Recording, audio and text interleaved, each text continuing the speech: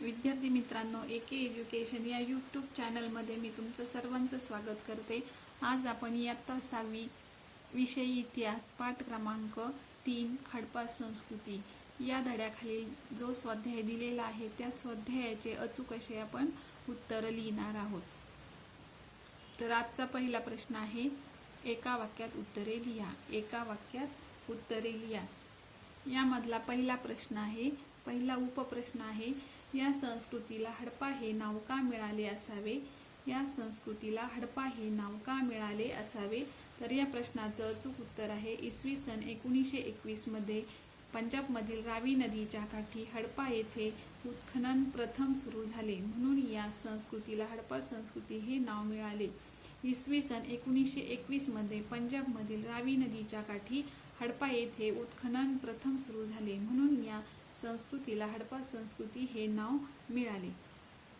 यानंतरचा दुसरा प्रश्न आहे, हडप्पा संस्कृतीतील भांड्यांच्या नक्षींच्या नमुन्यांमध्ये कोणत्या प्रतीकांचा समावेश आहे? हडप्पा संस्कृतीतील भांड्यांच्या नक्षीच्या नमुन्यांमध्ये कोणत्या प्रतीकांचा समावेश आहे? या प्रश्नाचं अचूक उत्तर आहे, हडप्पा संस्कृतीतील भांड्यांच्या नक्षींच्या नमुन्यांमध्ये माशांचे खवले, एकमेकांत गुंतलेली वर्तुळे, पिंपळपान यांसारख्या प्रतीकांचा समावेश आहे। हडप्पा संस्कृतीतील भांड्यांच्या नक्षींच्या नमुन्यांमध्ये माशांचे खवले, एकमेकात गुंतलेली वर्तुळे, पिंपळपान यांसारख्या प्रतीकांचा समावेश आहे। यानंतरचा तिसरा प्रश्न आहे, हडप्पा संस्कृतीतील व्यापारी लोक कोणते कापड इजिप्तला पुरवत असत?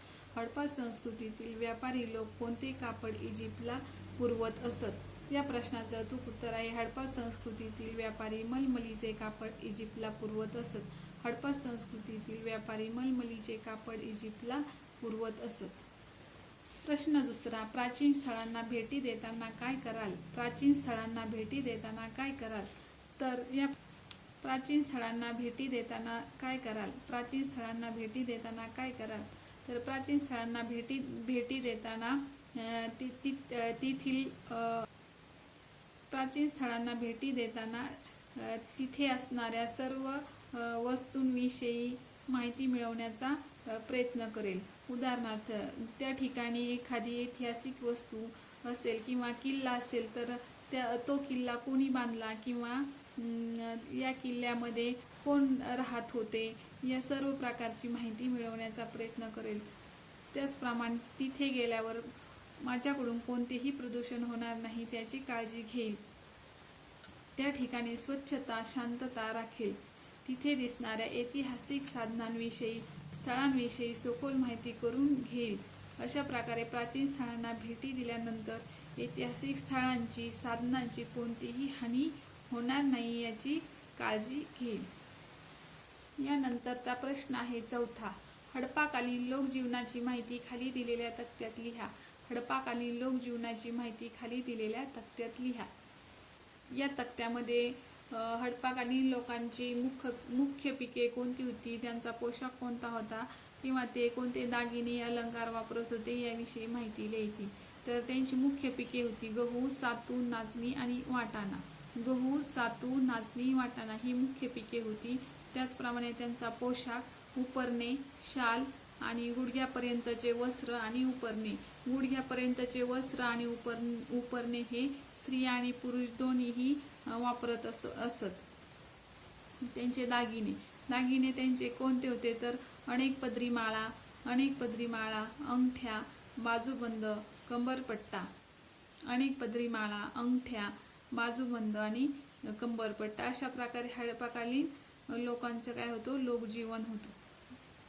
प्रश्न पाचवा, एका शब्दात उत्तरे लिहा। एका शब्दात उत्तरे द्या असे प्रश्न तुम्ही स्वतः तयार करा व त्याची उत्तरे लिहा। एका शब्दात उत्तरे द्या असे प्रश्न तुम्ही स्वतः तयार करा व त्याची उत्तरे लिहा। तर प्रश्न पहिला आहे, भारतीय संस्कृतीचा पाया कोणत्या संस्कृतीने घातला आहे? भारतीय संस्कृतीचा पाया कोणत्या संस्कृतीने घातला आहे? भारतीय संस्कृतीचा पाया हडप्पा संस्कृतीने घातला आहे। भारतीय संस्कृतीचा पाया हडप्पा संस्कृतीने घातला आहे। प्रश्न 2, परदेशांशी चालणारा व्यापार कोणत्या मार्गाने होत असे? परदेशांशी चालणारा व्यापार कोणत्या मार्गाने होत असे? तर या प्रश्नाचं अचूक उत्तर आहे, परदेशांशी चालणारा व्यापार हा खुष्कीच्या आणि सागरी मार्गाने होत असे।